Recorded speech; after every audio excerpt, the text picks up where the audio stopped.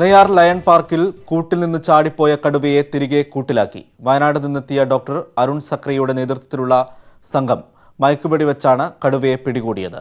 കടുവയുടെ തുടർ ചികിത്സ നെയ്യാർ ലയൺ പാർക്കിൽ തന്നെ നടത്തും.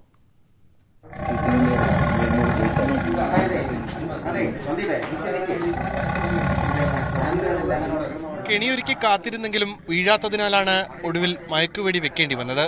കടുവയെ നെയ്യാറിലെ ലയൺ പാർക്കിലെ തന്നെ കൂട്ടിലേക്ക് മാറ്റി.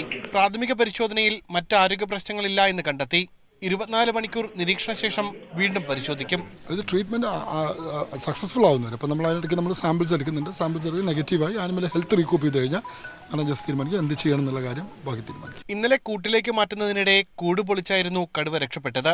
ലയൺ പാർക്കിനകത്തായതിനാൽ മറ്റു പ്രശ്നങ്ങളുണ്ടായില്ല. വയനാട് ചീയമ്പം വനമേഖലയിൽ ഭീതി പടർത്തിയ 10 വയസ്സുള്ള പെൺകടുവയെ വനംവകുപ്പ് പിടികൂടി വ്യാഴാഴ്ചയാണ് നെയ്യാർ ലയൺ സഫാരി പാർക്കിലെത്തിച്ചത്. ഈ 10 ഏക്കർ ലയൺസ് പാർക്കിൽ നിന്നും 24 മണിക്കൂറിലധികം വേണ്ടി വന്നു കടുവയെ മയക്കുവെടി വെച്ചെങ്കിലും വീഴ്ത്താൻ. കടുവ രക്ഷപ്പെട്ട സാഹചര്യത്തെക്കുറിച്ച് വിശദമായ അന്വേഷണം വരും ദിവസങ്ങളിൽ നടക്കും. ക്യാമറാമാൻ കൃഷ്ണപ്രസാദിനൊപ്പം Umesh Balakrishnan, news 18 Thiruvananthapuram. Kottakkara cyber police സ്റ്റേഷന്റെ ഉദ്ഘാടന ചടങ്ങ് വിവാദത്തിൽ ഐഷ പോറ്റി MLA കാഴ്ചക്കാരിയാക്കി റൂറൽ SP ഇളങ്കോ നാടമുറിച്ച് സ്റ്റേഷന്റെ ഉദ്ഘാടനം നിർവഹിച്ചതാണ് വിവാദമായത്. ഉദ്ഘാടന ചടങ്ങിനിടെ MLAയെ അധിക്ഷേപിച്ചതായി കാണിച്ച് മുഖ്യമന്ത്രിക്കും DGPക്കും പരാതി നൽകി. ചടങ്ങിൽ മറ്റ് ജനപ്രതിനിധികളെ വിളിക്കണമെന്ന തന്റെ അഭ്യർത്ഥന സംഘാടകർ ചെവിക്കൊണ്ടില്ലെന്നും MLA പറഞ്ഞു. പുതിയ SP വന്നപ്പോൾ എന്നാ ഇനി ഇരിക്കട്ടെ എന്ന് വെച്ച് കാണും. എല്ലാവരും ഞാൻ പറയുള്ളൂ, ഒരാളും മോശമല്ല, അവരെല്ലാം ശ്രദ്ധിക്കേണ്ടതായിരുന്നു. അത് ചെയ്യാതെ വന്നതിൻ്റെ ഒരു വീഴ്ചയാണ് ഇപ്പോൾ ഇവിടെ കണ്ടത്. അത് ഒട്ടും അംഗീകരിക്കാൻ പറ്റത്തില്ല. അങ്ങനെയൊന്നും ചുമ്മാ വിടുന്ന ആളല്ല, അങ്ങനെയൊന്നും വിടാൻ പറ്റത്തില്ല. ഇങ്ങനെയുള്ള കാര്യം പ്രോട്ടോക്കോളിൽ എങ്ങനെയാണത് അവിടെയുള്ളവർ പറഞ്ഞു കൊടുക്കണമായിരുന്നു. അറിഞ്ഞുവിടെങ്കിൽ അദ്ദേഹത്തോട് പറയണമായിരുന്നു MLA വരും ഇനാണ് ചെയ്യേണ്ടതെന്ന്. അത് ചെയ്തില്ലല്ലോ. മുഖ്യമന്ത്രിയുടെ ഓഫീസിലെ പൊളിറ്റിക്കൽ സെക്രട്ടറിയോട് വിളിച്ച് പറഞ്ഞു, DGPയോട് പറയും ഇത് ആവർത്തിക്കരുത്, അത്രയേ ഉള്ളൂ. ഇടുക്കിയിലെ ഭൂപ്രശ്നങ്ങൾക്ക് ശാശ്വത പരിഹാരം ഉണ്ടാക്കണമെന്നാവശ്യപ്പെട്ട് ഇടുക്കി MP ഡീൻ കുര്യാക്കോസ് നടത്തുന്ന അനിശ്ചിതകാല നിരാഹാര സമരത്തിന് കട്ടപ്പനയിൽ തുടക്കമായി. കട്ടപ്പന മുനിസിപ്പൽ മൈതാനിയിൽ ആരംഭിച്ച സമരം പ്രതിപക്ഷ നേതാവ് രമേശ് ചെന്നിത്തല ഓൺലൈനിലൂടെ ഉദ്ഘാടനം ചെയ്തു.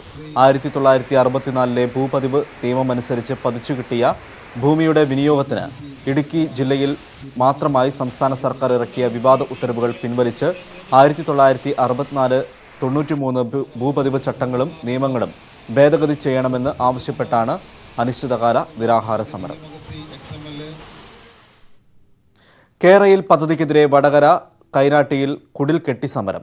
ചേറോട് കെ-റെയിൽ വിരുദ്ധ ജനകീയ സമിതിയുടെ നേതൃത്വത്തിലാണ് സമരം നടന്നത്. തെരുവോരം തുണ എന്ന ബാനർ ഉയർത്തിയാണ് പ്രവർത്തകർ അണിനിരന്നത്. വരും ദിവസങ്ങളിൽ സമരം ശക്തമാക്കാൻ ഒരുങ്ങുകയാണ് നാട്ടുകാർ.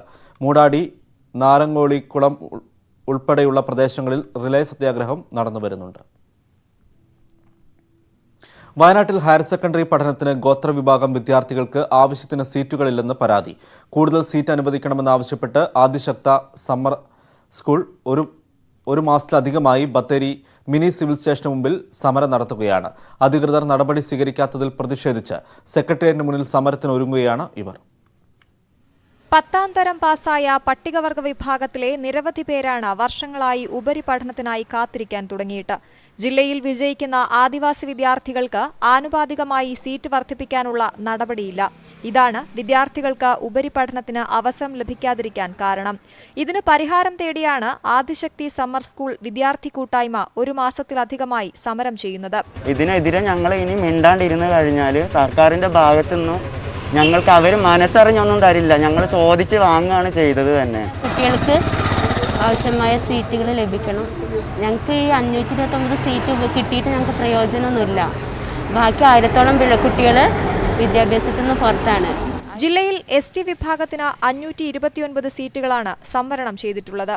എന്നാൽ സ്പോട്ട് അഡ്മിഷനും മറ്റുമായി കൂടുതൽ വിദ്യാർത്ഥികൾക്ക് പ്രവേശനം നൽകിയെന്നാണ് അധികൃതരുടെ വിശദീകരണം. ഇവിടെ ഹയർ സെക്കൻഡറി സീറ്റ് പോലുള്ള ഒരു സംവിധാനത്തിൻ്റെ പരിമിതി ഉണ്ട് എന്നുള്ളത് ബോധ്യമായിട്ടും ഇത് പരിഹരിക്കാനുള്ള വളരെ ഒരു തുറന്ന സമീപനം ഗവൺമെൻറ് ഇല്ല എന്നുള്ളത് മാത്രമല്ല വളരെ ധാർഷ്ട്യമുള്ള വളരെ മനുഷ്യവിരുദ്ധമായുള്ളൊരു സമീപനമാണെന്ന് പറയാതിരിക്കാൻ പറ്റില്ല. പ്രശ്നപരിഹാരത്തിന് കൂടുതൽ ബാച്ച് അനുവദിക്കണമെന്നാണ് ഇവരുടെ ആവശ്യം. സെക്രട്ടേറിയറ്റ് നടക്കൽ സമരത്തിനൊരുങ്ങുകയാണ് ആദിവാസി വിദ്യാർത്ഥി സംഘടനകൾ. ന്യൂസ് 18 വയനാട്. പെട്ടിമുടി ദുരന്തത്തിൽ നിന്ന് കഷ്ടിച്ച് രക്ഷപ്പെട്ട 8 കുടുംബങ്ങളുടെ പുനരധിവാസം വേഗത്തിലാക്കി സംസ്ഥാന സർക്കാർ. കുറ്റിയാർ വാലിയിൽ പതിച്ചു നൽകിയ 5 സെന്റ് ഭൂമിയുടെ പട്ടയം മന്ത്രി എം എം മണി വിതരണം ചെയ്തു. ഇവിടെ നിർമ്മിക്കുന്ന വീടുകളുടെ തറക്കല്ലിടൽ കർമ്മവും മന്ത്രി നിർവഹിച്ചു. ദുരിതം ബാക്കിവെച്ച പെട്ടിമുടിയിലെ 8 കുടുംബങ്ങൾ ഇനി മുതൽ കുറ്റിയാർ വാലിയിൽ പുതിയ ജീവിതത്തിന് തുടക്കം കുറിക്കും. 8 കുടുംബങ്ങൾക്ക് കുറ്റിയാർ വാലിയിൽ പതിച്ചു നൽകുന്ന 5 സെന്റ് ഭൂമിയുടെ പട്ടയ വിതരണവും വീടുകളുടെ തറക്കല്ലിടിയിലും മന്ത്രി എം എം മണി നിർവഹിച്ചു. എന്തെങ്കിലും പോരാളികളുണ്ടെന്ന് വന്നാൽ ഗവൺമെൻറ് ഇനിയും ഇടപെടും. ഗവൺമെൻറ്റിൻ്റെയും മുഖ്യമന്ത്രിയുടെയും റവന്യൂ മന്ത്രിയുടെയൊക്കെ ശ്രദ്ധയിൽ എന്തെങ്കിലും പ്രശ്നമുണ്ടെങ്കിൽ കൊണ്ടുവരിക തന്നെ ചെയ്യും. അപ്പോൾ ആവശ്യമായ കാര്യങ്ങളെല്ലാം ചെയ്യും. എത്രയും വേഗം പണി പൂർത്തിയാകണം. അതിനുള്ള നടപടികൾ സ്വീകരിക്കും. ഉരുൾപൊട്ടലിൽ 6 ലയങ്ങളിലായി ഉണ്ടായിരുന്ന 32 കുടുംബങ്ങളിലെ 70 പേരാണ് മരിച്ചത്. ഇതിൽ ഇനിയും 4 പേരെ കണ്ടെത്തുവാനുണ്ട്. തിരിച്ചു കിട്ടാത്ത നഷ്ടങ്ങൾക്കിടയിൽ ഈ കൈത്താങ്ങ് ഏറെ ആശ്വാസം പകരുന്നതെന്ന് ഇവർ പറയുന്നു. ഇപ്പോൾ പഠന സാഹചര്യം എല്ലാം ഇപ്പോൾ കൊറോണ ആയതുകൊണ്ട് ഒന്നുമില്ല, എല്ലാം സർക്കാർ ചെയ്യുമെന്ന് പറഞ്ഞിട്ടുണ്ട്. ഇപ്പം നമുക്ക് വീട് വയ്ക്കാനുള്ള സ്ഥലം എല്ലാം ഈ കുറ്റിയാർ വേലിയിൽ തന്നിട്ടുണ്ട്. ഒത്തിരി സന്തോഷമുണ്ട്. வீடு கொடுத்துருக்காங்க. வீட்டிலேருந்து அப்புறம் கொஞ்சம் ஜாமான் அதெல்லாம் கம்பெனிலேருந்து கொடுத்துருக்காங்க. கவர்மெண்ட்லேருந்து இப்போ நிலம் கொடுத்ததுனால இப்போ தங்குறதுக்கு செய்கிறதுக்கு நம்மளுக்கு கொஞ்சம் வசதியாக இருக்கும். மற்றபடி வேறு எதுவுமே பெரிய இப்பொழுதுக்கு கையில் எதுவுமே கிடையாது. ദുരന്തം ബാക്കിവെച്ച പുതിയ തലമുറയുടെ വിദ്യാഭ്യാസവും പുനരധിവാസവും സർക്കാർ സാധ്യമാക്കുന്നതിനൊപ്പം ജോലി എന്ന ആവശ്യവും ഇവർ മുന്നോട്ട് വയ്ക്കുന്നുണ്ട്. ദുരന്തം കവർന്ന പെട്ടിമുടിയിൽ ബാക്കിയായ 8 കുടുംബങ്ങൾ തിരിച്ചു കിട്ടാത്ത നഷ്ടങ്ങളുടെ വേദന നെഞ്ചിലൊതുക്കി കുറ്റിയാർ വാലിയിൽ പുതിയ ജീവിതത്തിന് തുടക്കം കുറിക്കുകയാണ്. സർക്കാരും സമൂഹവും ഒപ്പമുണ്ടെന്ന ഉറപ്പോടെ. കുറ്റിയാർ വാലിയിൽ നിന്നും സന്ദീപ് രാജാക്കാട്, ന്യൂസ് 18. കോട്ടയത്ത് കോളേജ് അധ്യാപകനെതിരെ ലൈംഗിക പീഡന ആരോപണം. വിദ്യാർത്ഥിയായിരുന്ന കാലം മുതൽ പീഡിപ്പിച്ചതായാണ് പരാതി. സ്ഥലം വാങ്ങാൻ എന്ന പേരിൽ 65 ലക്ഷം രൂപ തട്ടിയെടുത്തതായും ചങ്ങനാശ്ശേരി സ്വദേശി നൽകിയ പരാതിയിൽ പറയുന്നു. ചങ്ങനാശ്ശേരിയിലെ എയ്ഡഡ് കോളേജിലെ അധ്യാപകനെതിരെയാണ് യുവതിയുടെ പരാതി. കോളേജിലെ മുറിക്കുള്ളിൽ വെച്ച് ബലം പ്രയോഗിച്ച് ലൈംഗിക പീഡനത്തിന് ഇരയാക്കിയെന്ന് പരാതിയിൽ പറയുന്നു. തുടർന്ന് നഗ്ന ദൃശ്യങ്ങൾ എടുത്തു. ദൃശ്യങ്ങൾ പ്രചരിപ്പിക്കുമെന്ന് ഭീഷണിപ്പെടുത്തി പല സ്ഥലങ്ങളിൽ കൊണ്ടുപോയി പീഡിപ്പിച്ചു. വിവാഹ വാഗ്ദാനവും നൽകിയിരുന്നു. ഒടുവിൽ യുവതിക്ക് സ്ഥലം വാങ്ങാൻ എന്ന പേരിൽ 65 ലക്ഷം രൂപ തട്ടിയെടുത്തതായും ചങ്ങനാശ്ശേരി പോലീസിന് നൽകിയ പരാതിയിൽ പറയുന്നു. ഇഷ്ടമുള്ളതുകൊണ്ടാണ് മാരേജ് ചെയ്തോളാം അങ്ങനെ പറഞ്ഞ് പുള്ളി എന്നിട്ട് ഫർദറായിട്ട് പുള്ളി ഇങ്ങനെ ഓരോ ക്ലിപ്പിങ്സും എടുത്ത് വെച്ച് അങ്ങനെ ത്രെട്ടൺ ചെയ്തുകൊണ്ട് ഇരിക്കുകയായിരുന്നു. പിന്നെ ലാസ്റ്റിൽ എനിക്ക് കാക്കനാട് സ്ഥലം മേടിക്കാമെന്ന് പറഞ്ഞാൽ 65 lakhs പുള്ളിയുടെ 3 സെക്ഷനായിട്ട് കൊടുത്തിട്ടുണ്ടായിരുന്നു. പക്ഷെ അതിപ്പം ചീറ്റ് ചെയ്ത്. സംഭവത്തിൽ ചങ്ങനാശ്ശേരി പോലീസ് FIR ഇട്ട് കേസ് രജിസ്റ്റർ ചെയ്ത് അന്വേഷണം ആരംഭിച്ചു. അധ്യാപകന് ഉന്നത ബന്ധങ്ങൾ ഉള്ളതിനാൽ കേസ് അന്വേഷണം വൈകുന്നുവെന്നാണ് യുവതിയുടെ ആരോപണം. CA എടുത്ത് ചോദിച്ചപ്പം പറഞ്ഞത് എവിഡൻസസ് ഒക്കെ കിട്ടിക്കഴിഞ്ഞിട്ടേ ചെയ്യാൻ പറ്റത്തുള്ളൂ എന്ന്. CAയുമായിട്ട് ഇൻഫ്ലുവൻസ് ഉണ്ട്, പിന്നെ DOSമായിട്ടൊക്കെ ഇൻഫ്ലുവൻസ് ഉണ്ട്. അപ്പോൾ അതുകൊണ്ടാണ് അറസ്റ്റ് ചെയ്യാത്തത്. എറണാകുളം കിഴക്കമ്പലം സ്വദേശിയാണ് അധ്യാപകൻ. സംഭവത്തിൽ അന്വേഷണം നടത്തിവരികയാണെന്ന് ചങ്ങനാശ്ശേരി പോലീസ് വ്യക്തമാക്കി. ന്യൂസ് 18 കോട്ടയം. ദുബൈയിൽ നിന്നും 60 ലക്ഷം രൂപ വിലമതിക്കുന്ന സ്വർണം കടത്താൻ ശ്രമിച്ച യാത്രക്കാരൻ കരിപ്പൂർ വിമാനത്താവളത്തിൽ പിടിയിൽ. മലപ്പുറം സ്വദേശി ഹസ്കറാണ് 1.14 കിലോ സ്വർണവുമായി പിടിയിലായത്. 6 ക്യാപ്സ്യൂളുകളാക്കി ശരീരത്തിൽ ഒളിപ്പിച്ച സ്വർണം കസ്റ്റംസ് എയർ ഇന്റലിജൻസ് യൂണിറ്റിന്റെ പരിശോധനയിൽ കണ്ടെത്തുകയായിരുന്നു. എടവണ്ണ സമ്പൂർണ്ണ കുടിവെള്ള പദ്ധതിയുടെ ടാങ്ക് നിർമ്മാണത്തിനെതിരെ നാട്ടുകാർ രംഗത്ത്. ചെങ്കുത്തായ പ്രദേശത്തെ നിർമ്മാണ പ്രവർത്തനം അപകടം വിളിച്ചു വരുത്തുമെന്ന് നാട്ടുകാർ പറയുന്നു. എടവണ്ണ കൊങ്കമ്പാറ കോളനിക്ക് മുകളിലെ ചെങ്കുത്തായ പ്രദേശത്താണ് കുടിവെള്ള പദ്ധതിക്കായുള്ള ടാങ്ക് നിർമ്മാണം. ഉരുൾപൊട്ടൽ ഭീഷണിയുള്ള സ്ഥലമാണിതെന്നാണ് നാട്ടുകാരുടെ പരാതി. വർഷങ്ങൾക്ക് മുമ്പ് ഇവിടെ പൊട്ടിയിട്ടുണ്ട്. അത് ഈ 2 ഭാഗത്ത് വിടണമെന്ന് ആ ഭാഗം ഈ ഭാഗം അങ്ങനെ പൊട്ടിയിട്ടുണ്ട്. 2 കുട്ടികളും ഒരു തള്ളയും അതിൻ്റെ മണ്ണടിയിലായി പെട്ട് മരിച്ചു പോയിട്ടുണ്ട്. അങ്ങനെ അപ്പോൾ അതൊക്കെ ഇവിടെ സംഭവിച്ച സ്ഥലമാണ്. അപ്പോൾ ഈ പദ്ധതി ഇവിടെ വന്നു കഴിഞ്ഞാൽ അത് ഇനി അതിലേറെ സംഭവിക്കും. ഇക്കാര്യത്തിൽ വിശദമായ പരിശോധന വേണമെന്നാവശ്യപ്പെട്ട് നാട്ടുകാർ ജില്ലാ കളക്ടർക്ക് പരാതി നൽകി. കിഫ്ബിയിൽ ഉൾപ്പെടുത്തി 47 കോടി രൂപ ചെലവിട്ടാണ് എടവണ്ണ സമ്പൂർണ്ണ കുടിവെള്ള പദ്ധതി ഒരുക്കുന്നത്. എടവണ്ണ കല്ലിടുമ്പ് വാർഡിലാണ് ടാങ്കിന്റെ നിർമ്മാണ പ്രവർത്തനം നടക്കുന്നത്.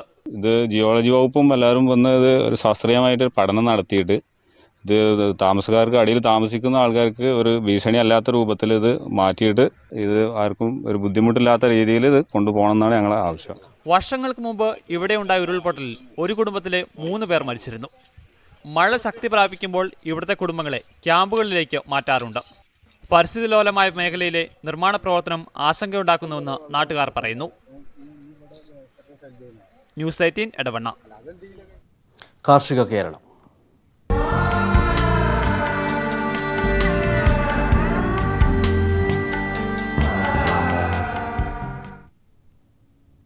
കൊല്ലം ശൂരനാട്ടെ പാടശേഖരങ്ങളിൽ വിളവെടുപ്പ് പ്രതിസന്ധിയിൽ. വ്യത്യസ്ത കൃഷി ഇറക്കിയിരിക്കുന്നതിനാൽ യന്ത്രവൽകൃത വിളവെടുപ്പ് സാധിക്കുന്നില്ല എന്നാണ് കർഷകർ പറയുന്നത്. ശൂരനാട് വടക്ക് ഗ്രാമപഞ്ചായത്തിലെ താഴെമുണ്ടകൻ, കൂരിക്കുഴി, വിളക്കുപാടം തുടങ്ങിയ പ്രദേശങ്ങളിലാണ് വിളവെടുപ്പ് പ്രതിസന്ധിയിലാകുന്നത്.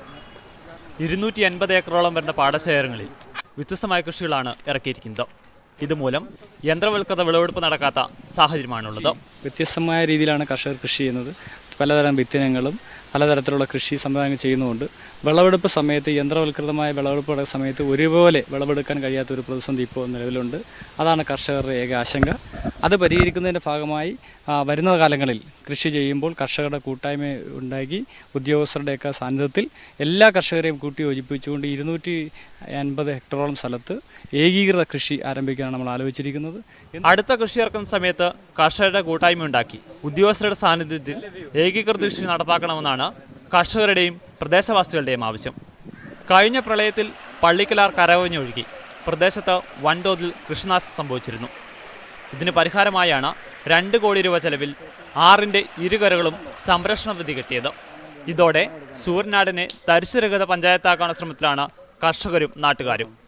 ന്യൂസ് 18 ശൂരനാട്. മൂവാറ്റുപുഴ ആയവന ദീനദയാൽ അക്ഷയ സ്ത്രീ പുരുഷ സ്വയം സഹായ സംഘം കൃഷിവകുപ്പിന്റെ സഹകരണത്തോടെ നടത്തുന്ന തരിശു നെൽകൃഷിയുടെ ഉദ്ഘാടനം നടന്നു. ബിജെപി എറണാകുളം ജില്ലാ അധ്യക്ഷൻ എസ് ജയകൃഷ്ണൻ ഉദ്ഘാടനം നിർവഹിച്ചു. 3 ഏക്കറിലാണ് കൃഷി. ഉമ ഇനത്തിൽപ്പെട്ട വിത്താണ് കൃഷിക്കായി ഉപയോഗിക്കുന്നത്. ഇടുക്കിയിലെ പ്രമുഖ വിനോദസഞ്ചാര കേന്ദ്രമായ ആനയാടിക്കുത്തിലേക്ക് സഞ്ചാരികളുടെ പ്രവാഹം. തൊമ്മൻകുത്ത് ഇക്കോ ടൂറിസം കേന്ദ്രത്തിന് സമീപമാണ് ആനയാടിക്കുത്ത്.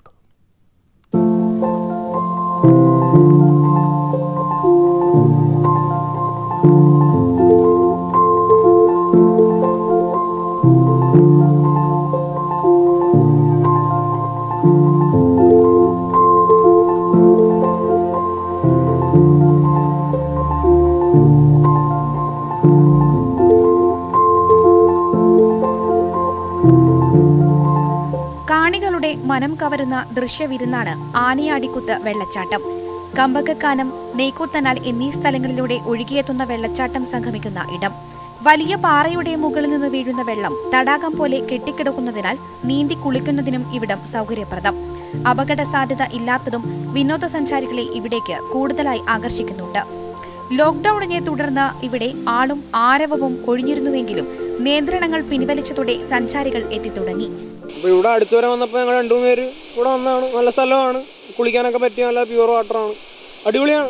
വെള്ളച്ചാട്ടത്തിന് സമീപത്തുള്ള വനം കുരങ്ങന്മാരുടെയും പലതരം പക്ഷികളുടെയും വിഹാര കേന്ദ്രമാണ്. സമീപത്തുള്ള ഇക്കോ ടൂറിസം പദ്ധതിയുടെ ഭാഗമായ തൊമ്മൻകുത്തിലേക്ക് പ്രവേശനം നിരോധിച്ചിരിക്കുന്നതിനാൽ ആളുകൾ കൂടുതലായി എത്തുന്നതും ഇവിടേക്കാണ്.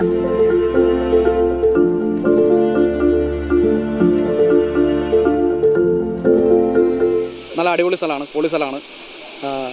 ഫാമിലിയായിട്ടൊക്കെ വന്ന് സ്പെൻഡ് ചെയ്യാൻ പറ്റിയൊരു സ്ഥലം കൂടിയാണ്. അടിപൊളി സ്ഥലമാണ്. അതേസമയം കോവിഡ് ഭീതി നിലനിൽക്കുമ്പോൾ എണ്ണമറ്റ തരത്തിൽ വിനോദസഞ്ചാരികൾ എത്തുന്നതിൽ പ്രദേശവാസികൾക്ക് ആശങ്കയുണ്ട്. ഇവിടേക്കുള്ള പ്രവേശനം നിരോധിക്കണമെന്നും വിനോദസഞ്ചാരികളെ നിയന്ത്രിക്കുകയും ചെയ്യണമെന്നാണ് പ്രദേശവാസികളുടെ ആവശ്യം. ന്യൂസ് 18 തൊടുപുഴ. കേരളത്തിന് ഇന്ന് പിറന്നാൾ. കേരളത്തിന് ഇന്ന് 64 വയസ്സ്. കോവിഡ് ജാഗ്രതയിലും തെരഞ്ഞെടുപ്പ് ആവേശത്തിലുമാണ് കേരള പിറവി ആഘോഷം. ഗവർണറും മുഖ്യമന്ത്രിയും അടക്കമുള്ളവർ മലയാളികൾക്ക് ആശംസകൾ നേർന്നു. പച്ചപ്പിന്റെ കുളിർക്കാഴ്ചകൾക്കപ്പുറം സമ്പന്ന സംസ്കൃതിയുടെ വിളഭൂമിയായി മാറിയ നാട്. നദികൾ നനച്ച്, വയലുകളിൽ വിളഞ്ഞ, മലനിരകൾ രക്ഷാകവചമൊരുക്കി കാത്തുസൂക്ഷിച്ച കേരളം. 1956 നവംബർ 1 ഭാഷാടിസ്ഥാനത്തിലുള്ള കേരളത്തിന്റെ പിറവി. രാജ്യം സ്വാതന്ത്ര്യം നേടി 2 വർഷത്തിനു ശേഷം 1949 തിരുക്കൊച്ചി സംസ്ഥാനം പിറന്നു. മലബാർ അന്നും മദ്രാസ് പ്രസിഡൻസിയുടെ ഭാഗമായിരുന്നു. പിന്നീട് പല ചർച്ചകൾക്കും പഠനങ്ങൾക്കും ശേഷം മലബാർ കൂടി കൂട്ടിച്ചേർത്ത കേരളം പുതിയൊരു ഭൂമികയായി. പഴയ മലബാർ, കൊച്ചി, തിരുവിതാംകൂർ എന്നീ സംസ്ഥാനങ്ങൾ ചേർന്ന പുതിയ കേരളം. 6.5 പതിറ്റാണ്ടിലേക്ക് കേരളം കാലെടുത്തു വയ്ക്കുമ്പോൾ അഭിമാനിക്കാൻ നേട്ടങ്ങൾ ഏറെയുണ്ട്. വിദ്യാഭ്യാസ രംഗത്തും ആരോഗ്യരംഗത്തും മറ്റ് സംസ്ഥാനങ്ങൾക്ക് കേരളം വഴികാട്ടിയാണ്.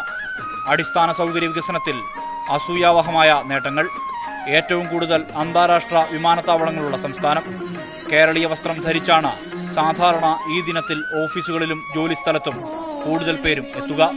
എന്നാൽ കോവിഡും അവധി ദിനവും ഈ ആഘോഷപ്പൊലിമ കുറയ്ക്കും. പ്രധാനമന്ത്രി, ഗവർണർ, മുഖ്യമന്ത്രി തുടങ്ങിയ പ്രമുഖർ മലയാളികൾക്ക് ആശംസകൾ നേർന്നു. മതനിരപേക്ഷ ജനാധിപത്യ മൂല്യങ്ങൾ ഉയർത്തിപ്പിടിക്കാൻ ഓർമ്മിപ്പിച്ചുകൊണ്ടാണ് മുഖ്യമന്ത്രിയുടെ കേരളപ്പിറവി സന്ദേശം. ഓണാട്ടുകരയുടെ പാരമ്പര്യവും കാർഷിക സംസ്കാരവും വിളിച്ചോതുന്ന പൈതൃക മ്യൂസിയം മാവേലിക്കരയിൽ പൊതുമരാമത്ത് മന്ത്രി ജി സുധാകരൻ നാടിന് സമർപ്പിച്ചു. മാവേലിക്കര ബ്ലോക്ക് പഞ്ചായത്ത് ജനകീയാസൂത്രണ രജത ജൂബിലി സ്മാരക മന്ദിരമായാണ് പൈതൃക മ്യൂസിയം ഒരുങ്ങിയത്. പഴയകാലത്ത് കാർഷിക മേഖലയിലെ ആവശ്യങ്ങൾക്ക് ഉപയോഗിച്ചിരുന്ന പണിയായുധങ്ങൾ, അളവ് പാത്രങ്ങൾ, നാണയങ്ങൾ, വീട്ടുപകരണങ്ങൾ തുടങ്ങിയവയുടെ ശേഖരമാണ് മ്യൂസിയത്തിൽ ഒരുക്കിയിരിക്കുന്നത്. ഇടുക്കിയിലെ തോപ്രാംകുടി ബസ് സ്റ്റാൻഡ് ടെർമിനൽ നാടിന് സമർപ്പിച്ചു. MLA റോഷി അഗസ്റ്റിന്റെ പ്രാദേശിക വികസന ഫണ്ടിൽ നിന്നും 30 ലക്ഷം രൂപ ചെലവിട്ടാണ് ബസ് സ്റ്റാൻഡ് നിർമ്മാണം.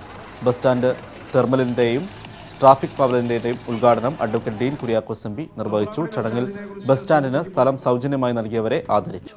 ഈ സ്ഥലം സംഭാവന ചെയ്യുമ്പോഴുള്ള സാഹചര്യം ഇടുക്കിയുടെ ചരിത്ര താളുകളിലെ മറ്റൊരേടാണ് ഇടമലക്കുടി. സംസ്ഥാനത്തെ ആദ്യത്തെയും ആകെയുള്ളതുമായ ഗോത്രവർഗ പഞ്ചായത്ത്.